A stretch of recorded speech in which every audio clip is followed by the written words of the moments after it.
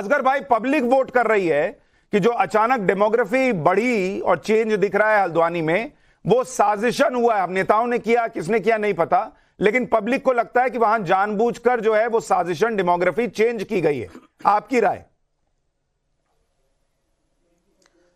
देखिए, demographic change जो है वो तो मैं कहता हूं शायद पूरे हिंदुस्तान में, हम दिल्ली में रहते हैं, दिल्ली में हम रोज देखते हैं कि आपने 2014 की बात कही या 2002-3-4 की बात कही, अगर 15-20 सालों में देखा जाए तो सब जगह मैं कितने इलाके दिल्ली जैसी जगह में जहां पे चेंज होने का बहुत ही कम चांसेस हैं, कितने इलाके ऐसे हैं जिनमें कि बिल्कुल कुछ भी नहीं था, जंगल थे और सब अब आज की तारीख में आबादी हो गई। कुछ गवर्नमेंट के जरिए से हुई, कुछ बाहर के लोग आके बस गए, कुछ वैसी लोगों की आबादी बढ़ गई। तो ये तो सब जगह पूरे नहीं, मैं इसमें आपको साजिश नहीं दिखती। मैं बस एक क्वेश्चन और पूछ रहा हूं सर, एक सवाल और पूछ रहा हूं। देखिए, दिल्ली और उत्तराखंड की डेमोग्राफी में थोड़ा फर्क है। मैं इसमें आपको एक फर्क बताता हूं, फिर आप अपना जवाब दीजिएगा। मैं कुछ कह नहीं रहा, मैं आपको एक पॉइंट बता रहा हूं, आप जवाब दीजिएगा। देखिए, दिल्ली वैसे भी एक ऐसा इलाका है जो चारों तरफ से अलग अलग जगहों से घिरा हुआ है। लोग आते हैं, काम करते हैं, रहते हैं, बसते हैं और फिर अपना कई बार लौट जाते हैं, कई बार यहीं रहते हैं। उत्तराखंड जिसे देवभूमि कहा जाता है, वहां मोटे तौर पर अमूमन कहा गया कि इतनी आबादी जो है वो मुसलमानों की नहीं थी, हाल में बढ़ी हुई दिखती है क्या है? और आरोप भी लगता है, बीजेपी आरोप लगाती है कि कांग्रेस ने जानबूझ के लाला के यहां पर मुसलमान बसाए हैं वोट के लिए। अब आप जवाब दीजिए अपना। नहीं, बिल्कुल भी ऐसा, मुझे बिल्कुल ऐसा नहीं लगता। ठीक है, आपको ऐसा नहीं लगता। रिजवान अहमद सर, समय कम है, छोटा छोटा रिएक्शन। रिजवान अहमद जी, सुशांत भाई, अक्सर हम लोग सुनते हैं कि शोभा यात्रा निकली, शोभा यात्रा पे निकलने वालों ने नारे लगाए, बदतमीजी करी और दूसरी तरफ से पत्थर चला। नहीं लगाने चाहिए नारे, गलत बात है, पत्थर भी नहीं मारना चाहिए। पुलिस ने यहां पर नोटिस दिया, एक पक्ष हाईकोर्ट जाता है, हाईकोर्ट रिलीफ नहीं देती है। पुलिस ने जय श्री राम के नारे नहीं लगाए होंगे, मुल्ले मारे जाएंगे ये नारे भी नहीं लगाए होंगे, मस्जिद के ऊपर भगवा भी नहीं बांधा जाएगा।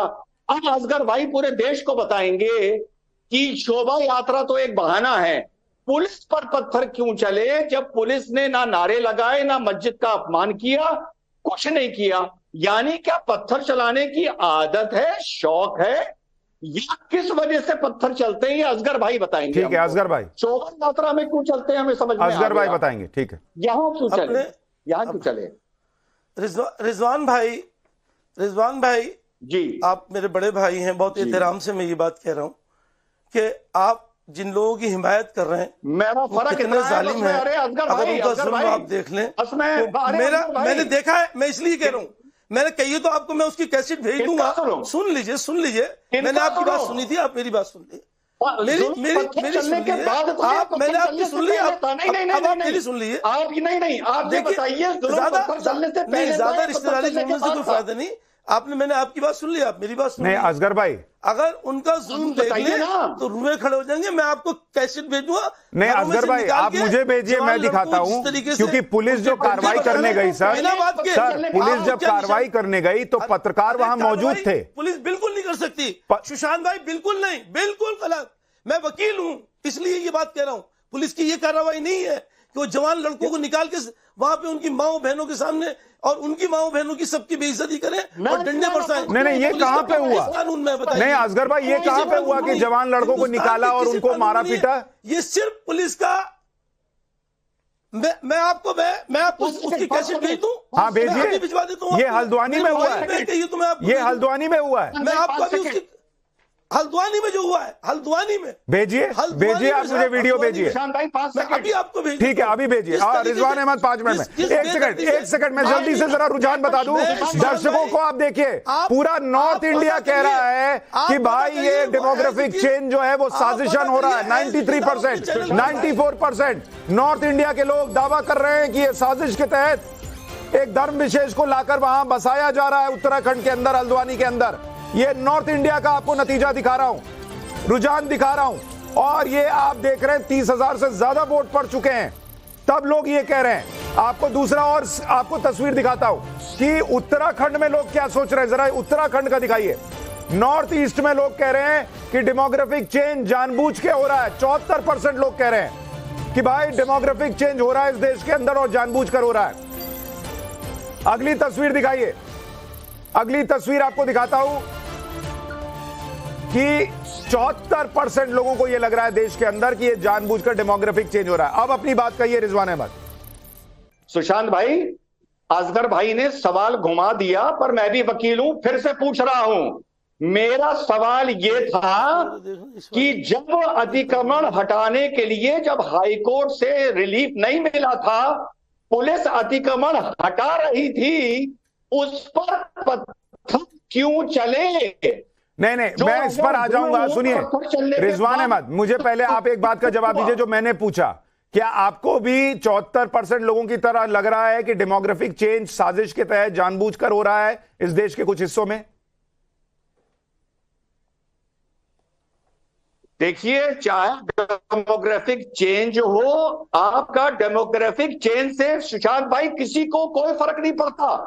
फर्क यहां पड़ता है जब आप उस डेमोग्राफिक चेंज के दम पर पुलिस को अपने क्षेत्र में आने नहीं देते हैं, गुंडागर्दी करते हैं, जगह घेरते हैं और पुलिस पर लोहार पत्थर चलाते हैं। फर्क सुशांत भाई तब पड़ता है। ठीक है, और उसके बाद जब पुलिसिया कार्रवाई होती है तो वहां पर कुछ लोग नोट बांटने के नाम पर मदद करने के लिए पहुंच जाते हैं। और इसलिए मुझे लगा कि देश का मूड आज जानना चाहिए कि ऐसी तस्वीरें देखकर ये जो धर्म विशेष को मदद पहुंचाने वाली पॉलिटिक्स हो रही है, इस पर वो क्या सोच रहे हैं। जल्दी से मैं आपको आज के देश के मूड मीटर में तीनों सवालों के फाइनल रिजल्ट एक बार स्क्रीन पर दिखा देता हूं और फिर आज के विनर्स के नाम बताता हूं।